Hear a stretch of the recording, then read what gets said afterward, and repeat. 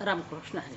आता जेवण केल्यामुळे शरीराला कसा आनंद होतो, शरीराला कसं तेज येतं, शरीराला कशी ताकद येते, शरीर कसं उत्तम दिसतं, गुजरवाणं दिसतं, साजरं दिसतं, गालावर कशी लाली चढती, हा सगळा शरीराचा आनंद झाला. आता ते जेवण करतो ते आपण मंत्रोच्चारातच करतो, भगवंताचं स्मरण करत करतो, आणि जेवण झाल्यावर तो आनंद, ते जेवण, ते सगळं आपण कृष्णार्पण करतो. त्यामुळं काय होतं की आपण समाधानी आणि आनंदी आणि हसमुख असतो, आपला चेहरा प्रसन्न असतो. मग आता आपल्याला तर गीतामृत प्राशन करायचं आहे. आता भगवंतानी एवढे जे आपल्याला गीता ज्ञान दिलेलं आहे, मग ते आपल्याला पचवायचं आहे. ते गीतामृत आपल्याला प्राशन करायचं आहे. मग त्याच्यासाठी आपलं शरीर, मन, बुद्धी सगळं तयार झालं पाहिजे ना. मग करण्यासानी, आणि मग काय होतं की मग करण्यासानी आणि हृदयात न्यासानी आपलं मन प्रसन्न करायचं आहे.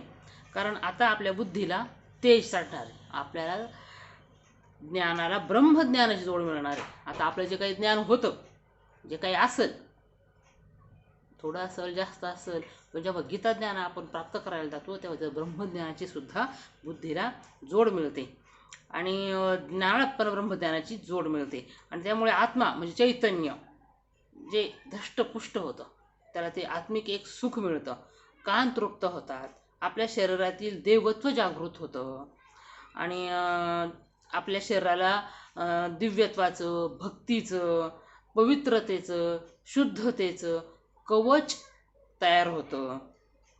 आपण जी भगवंताची भक्ती करणार आहोत, त्या भक्तीबरोबर आपल्या शरीरात कोणतीही चुकीची संकल्पना शरीरात किंवा मनात जाऊ नये, म्हणून गीतान्यास हे आपल्या भोवती संरक्षण कवच आपण तयार करणार आहोत.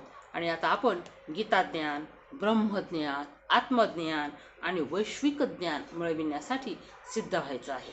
आणि सर्वार्थाने म्हणजे काया वाचा मनाने भगवंताला शरण जाऊया, आणि भगवंताशी, त्या कृष्ण परमात्म्याशी एकरूप होऊया.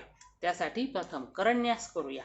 आपलं शरीर, मन, बुद्धी, चैतन्य, आपला आत्मा सगळंच संतुष्ट करूया, आणि आपल्या शरीरातील देवता जागृत करूया. रामकृष्ण हरी.